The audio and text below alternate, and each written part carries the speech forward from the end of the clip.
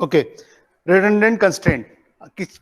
कुछ लोगों के पास अगर बुक है तो वो पेज नंबर 31 एक बार ओपन कर सकते हैं, पेज नंबर 31 अपनी बुक का, so that I can show you how this particular keyword is explained in accordance with LPP model. तो देखिए,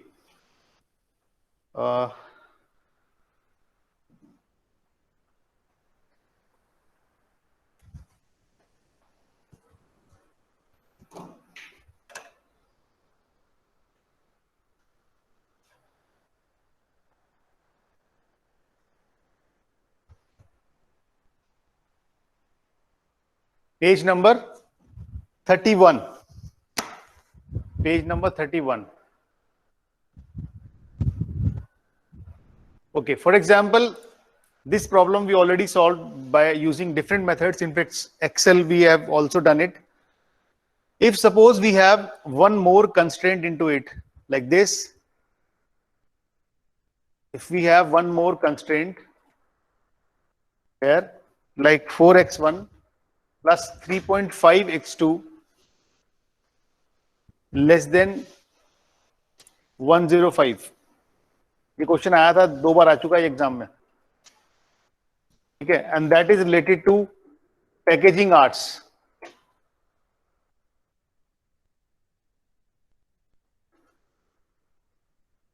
पैकेजिंग आर्ट्स, ठीक है.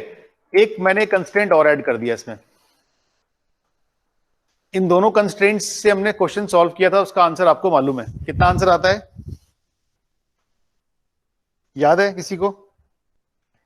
Yes sir. सर प्रॉफिट आया था 1000. हाँ, 18,8 और 1000 ये सबको मालूम है, हमने कई जगह कई बार सॉल्व किया है, इनफैक्ट ओरा से भी किया है और एक्सेल से भी किया है. अगर एक और कंस्ट्रेंट आ जाए और मैं इसको अगर सॉल्व करना चाहूं, ठीक है, तो क्या होगा वो देखते हैं एक बार, तभी पता लगेगा रिडंडेंट कंस्ट्रेंट क्या होते हैं. एक्चुअली रिडंडेंट कंस्ट्रेंट का मतलब ये है कि ऐसा कंस्ट्रेंट जिसके होने या ना होने से सॉल्यूशन पर कोई प्रभाव ना पड़े, that is called redundant constraint. ठीक है, अगर आप डेफिनेशन वाइज देखेंगे तो आपको डेफिनेशन दिखेगी ऐसे, यस.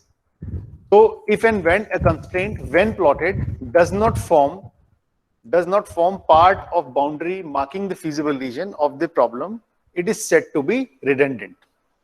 एक ऐसा कंस्ट्रेंट जो फीजिबल रीजन की बाउंड्री डिसाइड करने में कोई रोल प्ले नहीं करता है. ठीक है, द इंक्लूजन और exclusion of such constraint obviously does not affect the optimal solution, तो उसको बोलते हैं redundant constraints. ठीक है, तो let us see with this example and then we can solve, then we can understand how this thing works. So if we going to draw this particular graph of this question,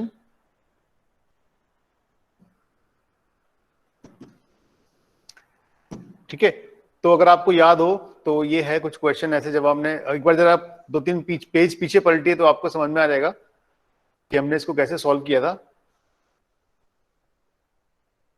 तो first constraint को जब हम plot करेंगे, first constraint this one, तो क्या आएगा, 30 on this side,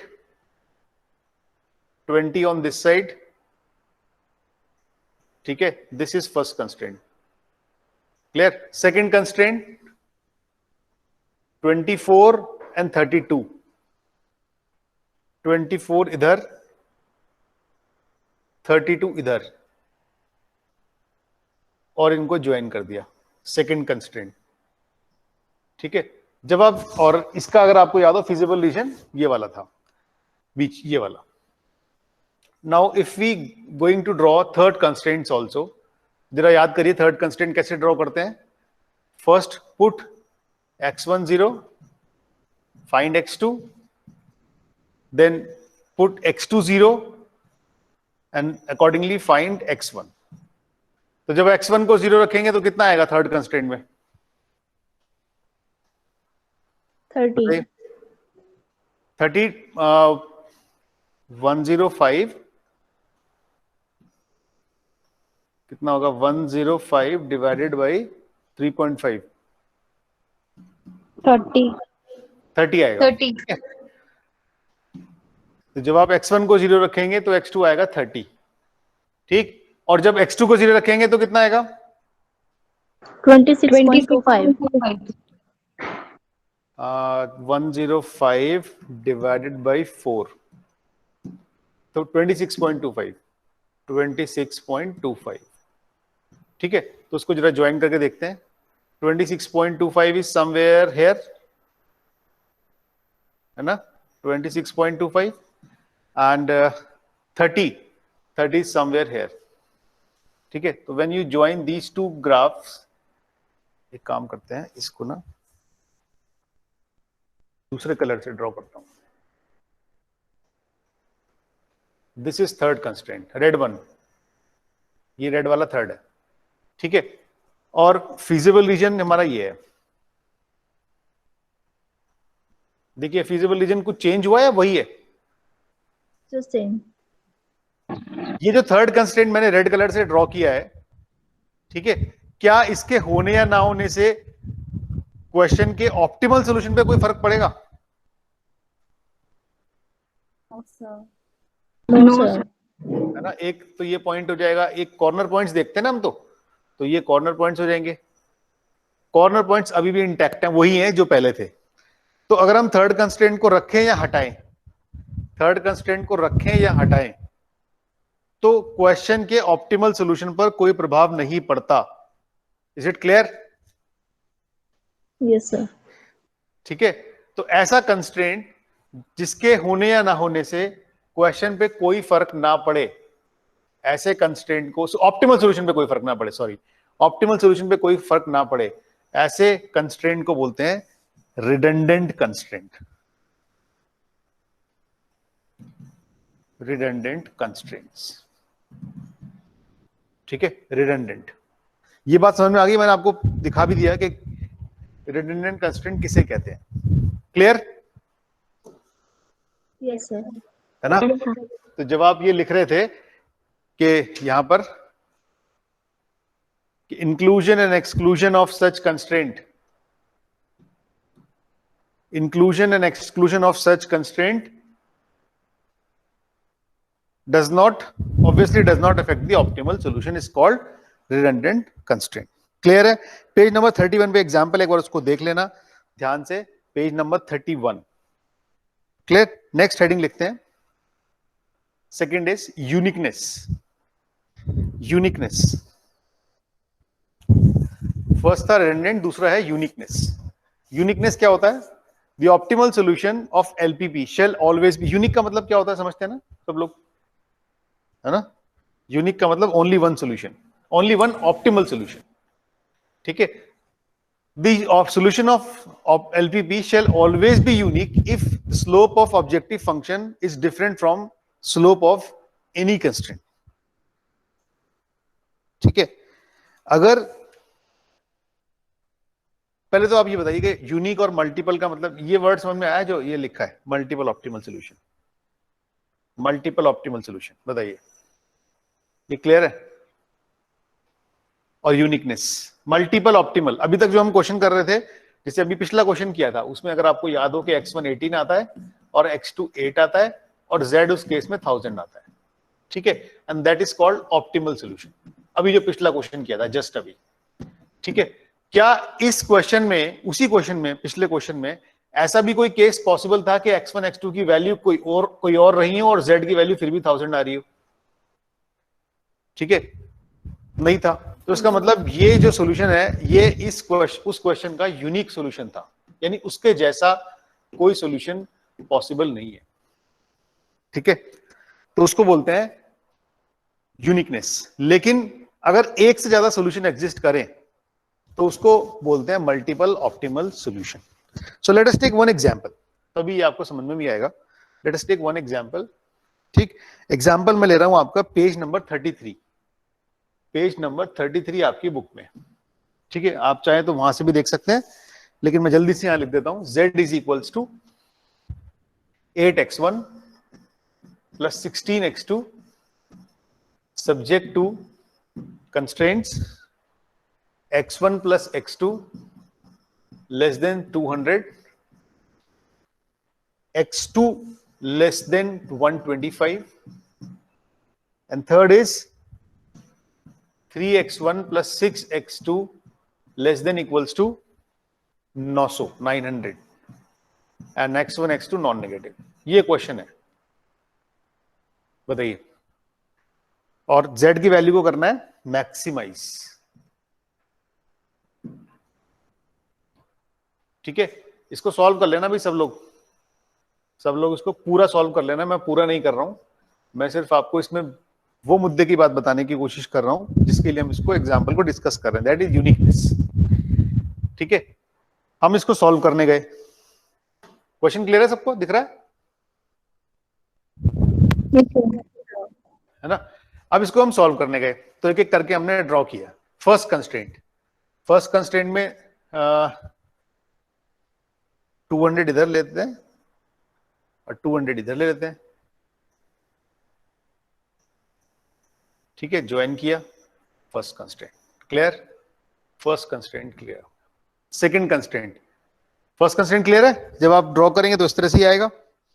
second constraint x2 less then 125, ये मैंने आपको बताया हुआ है कैसे ड्रॉ करोगे इसको। x2 less then 125, sir x2 पे हॉरिजॉन्टल लाइन ड्रॉ करें। हाँ, x2 से आप यहां से एक हॉरिजॉन्टल लाइन ड्रॉ कर देंगे, दैट इज कंस्ट्रेंट 2, ठीक है। थर्ड कंस्ट्रेंट, अब मैं बार बार वो वैल्यू पुट नहीं करके देख रहा क्योंकि नहीं तो ये तो फिर बच्चों वाला खेल हो जाएगा। x1 0 तो x2 कितना 150 150 and when x2 0 is x1 is when x2 0 300। तो इसको प्लॉट कर लेंगे। 300 इधर होगा, 300 इधर, ठीक है। उसके बाद 150 है ना, तो 150 इधर कहीं। एक मिनट, गलती हो गई, जस्ट सेकेंड।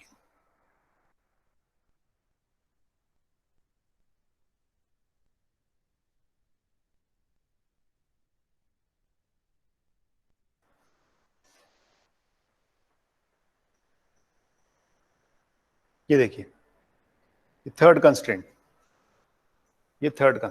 जब आप स्केल वगैरह लेके करेंगे ना तो अच्छा बनेगा ग्राफ। ये थर्ड कंस्ट्रेंट है। थर्ड कंस्ट्रेंट को मैं एक बार रेड लाइन से एक बार दोबारा लिख देता हूं, दिस इज थर्ड कंस्ट्रेंट, ठीक है। अब आप इसका फिजिबल रीजन बनाएंगे। फिजिबल रीजन कौन सा होगा जरा बताएंगे? फिजिबल रीजन ये होगा, यस और नो? Yes sir. आप डिसाइड कर लें, क्योंकि ये लेस देन है सारे, तो फिजिबल रीजन ये वाला होगा। अब फिजिबल रीजन ये हो गया। अब इसके कॉर्नर्स फिजिबल रीजन के, एक तो ये कॉर्नर है, एक ये कॉर्नर है, एक ये कॉर्नर है, एक ये कॉर्नर है, सॉरी ये नहीं, ये वाला कॉर्नर, 200, ठीक है। बात समझ में आ गई? इनके मैं नाम लिख देता हूं, A, B, C and D, these are corners of feasible region. अब आप इनकी लिस्टिंग करने गए, आपने बनाया कॉर्नर पॉइंट्स। पूरा कर लेना भाई ये क्वेश्चन सब लोग, अच्छा क्वेश्चन है। इससे पहले वाला भी बहुत अच्छा क्वेश्चन था, वो कई बार एग्जाम में आया हुआ है। 8x1 plus 16x2, ठीक है। तो corner points A, B, C, D, ठीक। एक एक करके जरा कर लेते हैं इसको पूरा। A पे तो कितना होगा, 0 125, यस सर। Z आएगा 2000। D भी बहुत सिंपल है, D भी जल्दी से कर लेता हूं, 200, ठीक। 200 पे आ रहा है 1600, ठीक है। अब आप B और C पॉइंट आप निकाल के बताओ कितना आएंगे। B और C के लिए, B के लिए, पॉइंट B के लिए कौन कौन सी इक्वेशन को सॉल्व करेंगे? सेकंड। देखिए कौन कौन सी पॉइंट के इंटरसेक्शन से वो बन रहा है, किस किस के कट से वो बन रहा है। B पॉइंट सेकंड से बन रहा है, सेकंड से और थर्ड से, सेकंड एंड थर्ड, यानी इन दोनों को सॉल्व करेंगे, सेकंड एंड थर्ड। तो सेकंड में ये तो 125 आएगा ही आएगा, x2 125 थर्ड में रख दीजिए, तो x1 कितना आएगा बी और सी कंप्लीट करिए फटाफट, मुझे बताइए कितना आ रहा है, बी ऑप्टिमल सोल्यूशन क्या रहेगा। 2 मिनट दे रहा हूं आपको।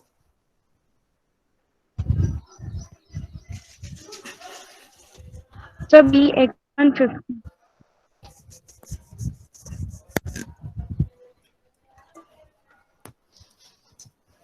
सर B50 आएगा सर।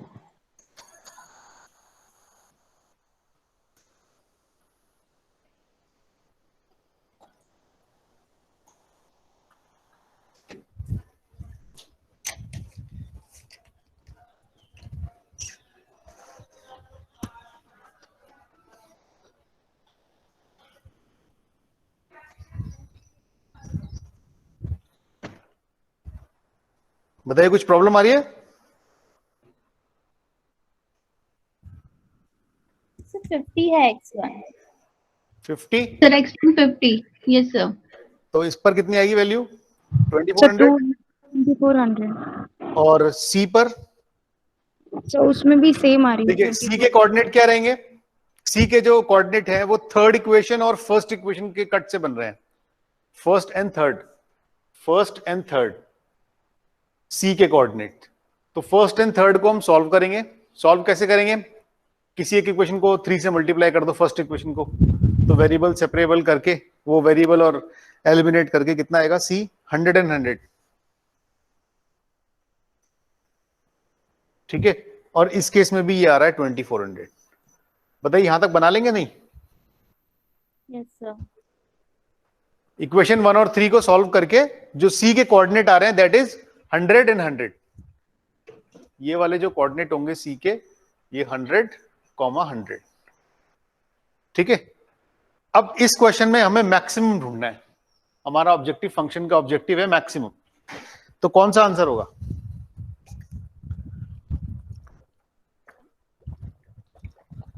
BNC। BNC। हाँ जी, मैं यही बात बताने की कोशिश कर रहा था कि ऐसे यहां पर देखिए 2 मैक्सिमम आ रहे हैं। अभी तक के क्वेश्चन में ऐसा कोई नहीं था कि 2 बार मैक्सिमम आया हो।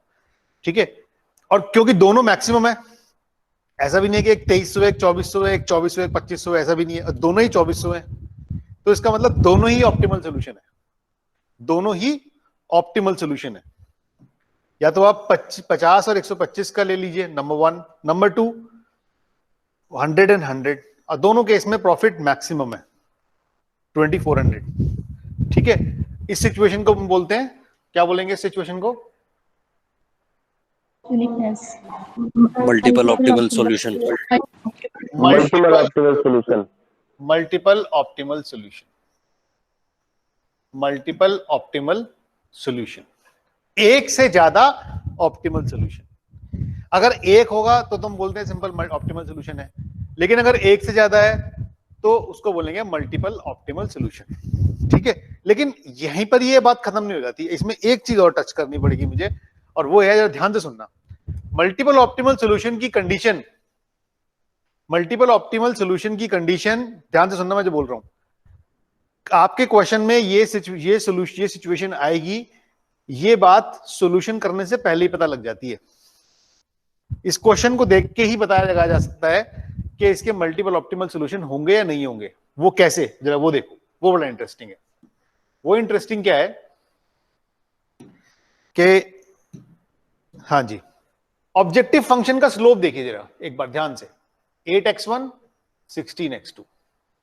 ठीक है, यानी x1 और x2 के जो कोफिशिएंट्स हैं वो डबल है, यानी x2 का कोफिशिएंट x1 के कोफिशिएंट का जस्ट डबल है। वो 8 है, वो 16 है। ऑब्जेक्टिव फंक्शन की बात कर रहा हूं मैं।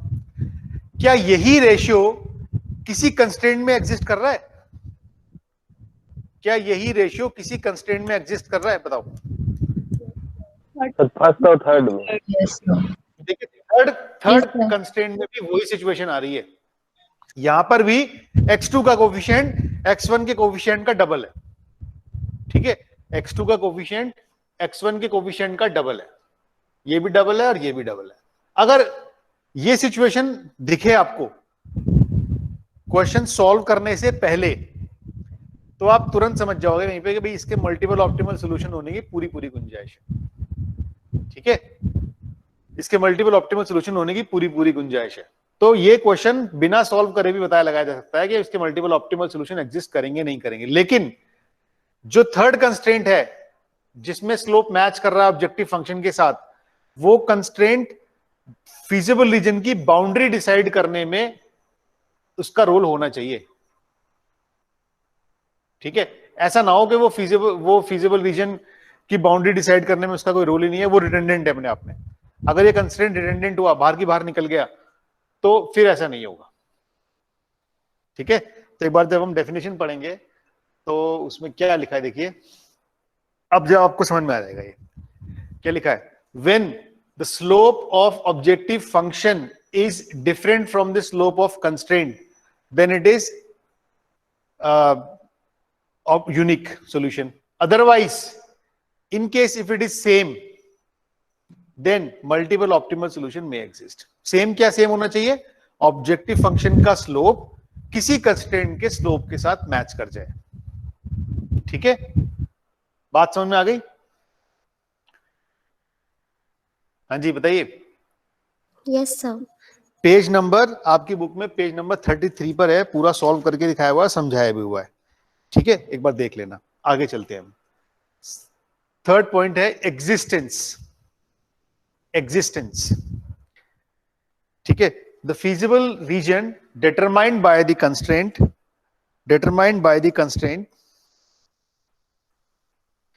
feasible region determined by the constraints must be convex set. If it does not, then LPP cannot be applied. ठीक है, if any two, अच्छा अब इसकी बात का एक बार मतलब समझ लेते हैं क्या है। जरा सब लोग स्क्रीन की तरफ देखें। यस, अभी हमने जो पहला क्वेश्चन किया था आज का, तो वो ग्राफ ऐसे बन रहा था। ठीक है, फीजिबल रीजन कुछ ऐसा था। ठीक है, अगर मैं फीजिबल रीजन को बाहर निकाल के दिखाऊं तो वो कुछ ऐसा दिख रहा है। ठीक है, बात समझ में आ रही है? फीजिबल रीजन कुछ ऐसा दिख रहा है।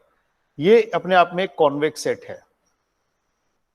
ठीक है, और इस पर एलपीपी लगाई जा सकती है। क्लियर? लेकिन अगर किसी कंडीशन में आपका फीजिबल रीजन कुछ ऐसे बन रहा है, किसी कंडीशन में फीजिबल रीजन कुछ ऐसे बन रहा है, ठीक है, तो इसको हम बोलते हैं नॉन कॉन्वेक्स सेट। ये सब थ्योरी के लिए बता रहा हूं भाई, थ्योरी भी, क्योंकि क्वेश्चन तो आता नहीं कभी इसका। क्वेश्चन आपको देंगे तो वो कॉन्वेक्स सेट बना हुआ ही देंगे, अदरवाइज एलपीपी आप अप्लाई नहीं कर पाएंगे। तो न्यूमेरिकल सॉल्व करते वक्त भी ध्यान रखेंगे कि ऑब्जेक्टिव जो फीजिबल रीजन है वो इस तरह का हो, फीजिबल रीजन इस तरह का हो। अगर ऐसा निकल आया फीजिबल रीजन जैसे नॉन कॉन्वेक्स सेट है, तो इस पर एलपीपी नहीं लगाई जा सकती। ठीक है, अब कोई मेरे से ये, किसी को ये पूछना चाहिए मेरे से कि सर ये कॉन्वेक्स और नॉन कॉन्वेक्स में फर्क क्या है? हाँ जी, कॉन्वेक्स और नॉन कॉन्वेक्स में फर्क क्या है? आपकी बुक में पेज नंबर 28 पर है, डिटेल में वहां देख लेना। मैं इसीलिए पेज नंबर भी लिखवाता जा रहा हूं, साथ साथ आप भी लिखते जाएंगे पेज नंबर। अच्छा, अब ये कॉन्वेक्स और नॉन कॉन्वेक्स में फर्क क्या है? कॉन्वेक्स में तो आप एलपीपी अप्लाई कर लेते हो, लेकिन नॉन कॉन्वेक्स में एलपीपी अप्लाई नहीं कर पाते। तो ऐसी क्या बात है कि ये नॉन कॉन्वेक्स है, और कैसे पहचान होगी कि ये कॉन्वेक्स होगा या नॉन कॉन्वेक्स होगा? ये इसकी पहचान होती है। पहचान ये है कि अगर फीजिबल रीजन में कोई भी दो पॉइंट्स, कहीं भी कोई भी दो पॉइंट्स आप ले लो और उन दोनों को ज्वाइन करो। ठीक है, अगर उन दोनों पॉइंट्स से बनी हुई लाइन सेगमेंट का जरा सा भी पोर्शन फीजिबल रीजन से बाहर रह जाता है, तो उसको नॉन कॉन्वेक्स सेट बोलते हैं। आप देखिए, मैंने यहां दो पॉइंट्स लिए हैं, इसमें इतना जो पोर्शन है ना, ये वाला जो पोर्शन है, ये पोर्शन फीजिबल रीजन से बाहर है। लाइन सेगमेंट का इतना पोर्शन फीजिबल रीजन से बाहर है, that is why it is called non convex set. लेकिन अगर कॉन्वेक्स सेट जो हमने यहां लिखा था, इस कॉन्वेक्स सेट में आप कहीं भी दो पॉइंट्स ले लो, कहीं भी दो पॉइंट्स ले लो, वो सब फीजिबल रीजन के अंदर होंगे, कहीं भी। लेकिन अगर नॉन कॉन्वेक्स सेट में अगर एक भी set of pair of point ऐसा मिल गया जिसको ज्वाइन करने से लाइन सेगमेंट का कुछ पोर्शन बाहर जा रहा है, तो उसको हम बोलेंगे नॉन कॉन्वेक्स सेट। ये बात क्लियर है? Yes, sir. और उस पर एलपीपी अप्लाई नहीं हो सकता है। ठीक है, ये हुआ एग्जिस्टेंस। चौथा हुआ unbounded feasible reason. It occurs when there is no constraint on the solution so that one or more decision variable can be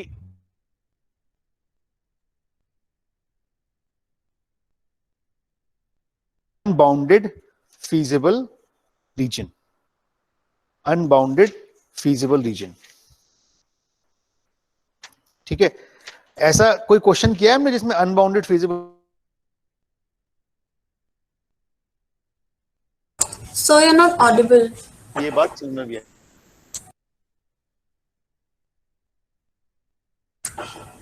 sir आपकी आवाज नहीं आ रही।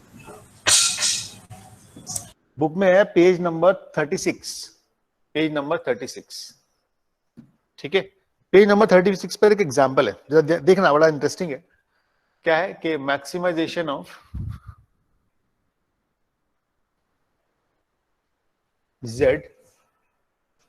z is equals to 1020 1020।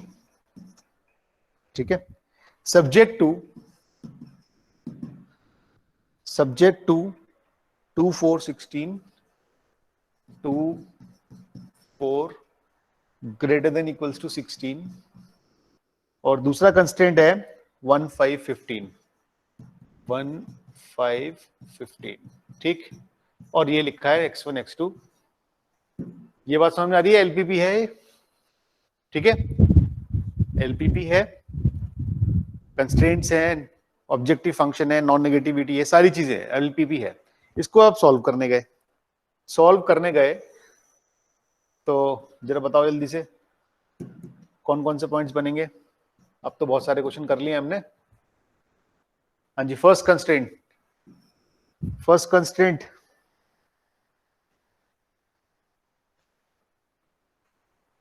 8 इधर और 4 इधर। ठीक है, फर्स्ट कंस्ट्रेंट। सेकंड कंस्ट्रेंट 15 इधर। तो बहुत सिंपल है, अब इतना इसमें ये नहीं करना है। और 3 इधर, ये दूसरा कंस्ट्रेंट हो गया। नंबरिंग जरूर डालते रहना कंस्ट्रेंट ड्रॉ करते वक्त, ताकि जब पता लगता है ना कि कौन से कट से कौन सा पॉइंट। चलिए, फीजिबल रीजन कौन सा होगा बताओ? Away from origin. Away from origin. ये वाला जो मैंने किया है, ठीक है? Yes, sir. Yes, sir. ये ठीक है फीजिबल रीजन? अच्छा, ये जो फीजिबल रीजन है, इसकी मैंने लाइनें ड्रॉ की हैं, इनको और बड़ा कर दूं, और भी बड़ा कर सकता हूं। इनफैक्ट मेरा बोर्ड भी उतना बड़ा नहीं है। ठीक है, तो this region can be indefinitely extend without any violating any restriction। अगर feasible region मेरा ये वाला होता, ये वाला, ठीक है, और जो ग्रीन वाला है, इन दोनों में फर्क क्या है? इसको तो हम बोलते हैं बाउंडेड, इसको बोलते हैं क्या? Unbounded. ठीक है, अब आप समझ गए होंगे शायद शब्दों से कि इसको बाउंडेड क्यों कह रहे हैं हम, इसको अनबाउंडेड क्यों कह रहे हैं। बाउंडेड इसलिए क्योंकि इसकी बाउंड्री फिक्स है, बंद है चारों तरफ से। ठीक है, लेकिन इसकी बाउंड्री फिक्स नहीं है। हालांकि कॉर्नर पॉइंट्स बिल्कुल हैं, सॉल्यूशन निकाला जा सकता है। 3 कॉर्नर पॉइंट्स होंगे, ये ब्लैक वाले, लेकिन बाउंड्री फिक्स नहीं है। बाउंड्री फिक्स नहीं है। मैं ये लाइनें और भी आगे निकाल सकता हूं। It is not closed, it is closed, bounded is close, but unbounded is not closed. ठीक है, नॉट क्लोज्ड। जनरली ये कब देखने को मिलेगा? जब आपके ये दोनों कंस्ट्रेंट ग्रेटर देन होंगे। जब आपके दोनों constraint greater than equals to होंगे, तब ये सिचुएशन आएगी कि फीजिबल रीजन अनबाउंडेड होगा। बात समझ में आ गई? Yes. पेज नंबर, Solutions होंगे। हाँ, इसका सोल्यूशन तो होगा ना, वही 1 इसके ये ऑप्टिमल सॉल्यूशन मल्टीपल होंगे ना, क्योंकि स्लोप जो फर्स्ट वाले कंस्ट्रेंट की है उसकी और z की सेम है। हाँ हाँ हाँ, रेशियो मल्टीपल होंगे, आप सॉल्व करेंगे मल्टीपल आएंगे, बिल्कुल सही। ठीक है, तो मेरा मकसद ये था बताना कि यहां पर फिजिबल रीजन बाउंडेड और अनबाउंडेड कैसे होते हैं। ठीक है, आगे चलते हैं। 5वां नंबर है इनफिजिबिलिटी। इनफिजिबिलिटी, जरा 3-4 लाइनें इनको पढ़ के बता सकते हो कि इनफिजिबिलिटी का मतलब क्या होगा? यहां पर इनफिजिबिलिटी का क्या मतलब निकलेगा?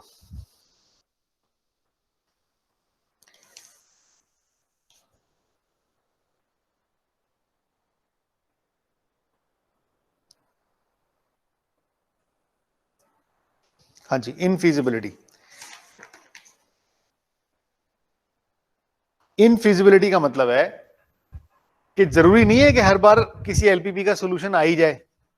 ऐसा भी हो सकता है सॉल्यूशन एग्जिस्ट ही ना करे। Sometime it is possible that the constraint may be inconsistent so that there is no feasible region exist. Feasible region ही नहीं होगा तो कॉर्नर पॉइंट्स नहीं होंगे, कॉर्नर पॉइंट्स नहीं होंगे तो कोई सॉल्यूशन ही नहीं होगा।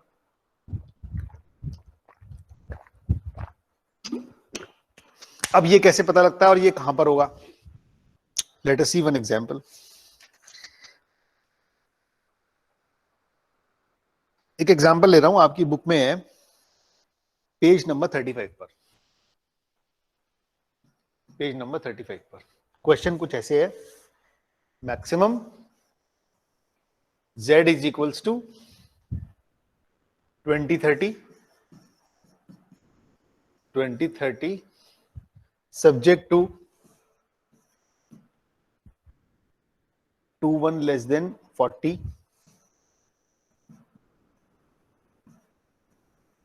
ठीक है। दूसरा है 4x1 minus x2 less than equals to 20, और तीसरा है x1 greater than equals to 30। And ultimately ये तो है ही नॉन नेगेटिविटी। ठीक है, आप इसको प्लॉट करने गए। ठीक है, प्लॉट करने जब गए इसको,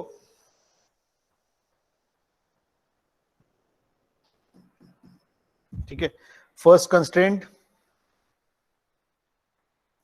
20 इधर और 40 इधर ज्वाइन किया, फर्स्ट कंस्ट्रेंट। ठीक है, दूसरा कंस्ट्रेंट कुछ ना ऐसे जा रहा होगा, ऐसे जा रहा है। सेकंड कंस्ट्रेंट आप ड्रॉ करेंगे पता लग जाएगा, नेगेटिव साइड से लेके आना पड़ेगा इसको। ठीक है, ये ठीक है, ये लेस देन, ये लेस देन। तीसरा कंस्ट्रेंट जो है, तीसरा कंस्ट्रेंट वो ये है। ठीक है, तीसरा कंस्ट्रेंट ये है, थर्ड। तो कोई मुझे बताएगा फिजिबल रीजन कौन सा होगा इसमें? कहां होगा फिजिबल रीजन? फिजिबल रीजन मैं नाम रख देता हूं, आप बताना जरा मुझे। एक पॉइंट है ए, एक पॉइंट है बी, एक सी, एक डी, एक ई। फिजिबल रीजन कहां होगा? ए बी सी डी या ई? मल्टीपल चॉइस क्वेश्चन, बताइए फिजिबल रीजन कहां है? ए होगा सर। हाँ, ए होगा सर, ए।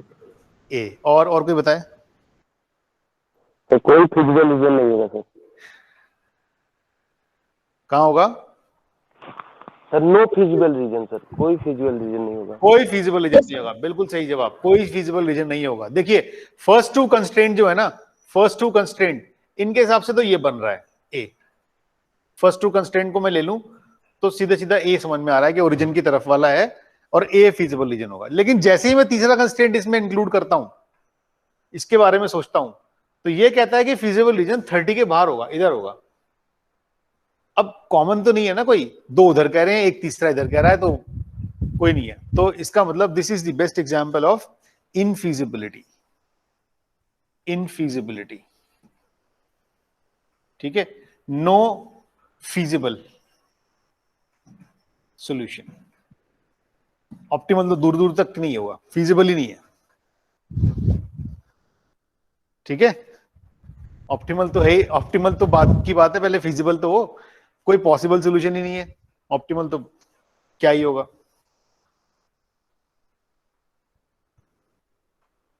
बताइए, आ रही समझ में बात? नहीं?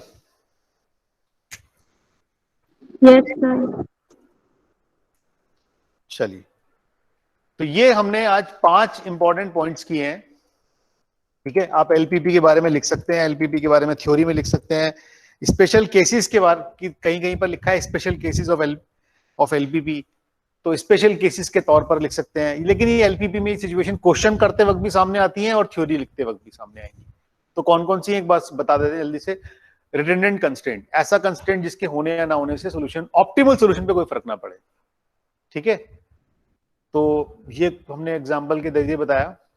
दूसरा, यूनिकनेस, जब एक से ज्यादा ऑप्टिमल सॉल्यूशन एग्जिस्ट करने लगे उसको बोलते हैं मल्टीपल ऑप्टिमल सॉल्यूशन।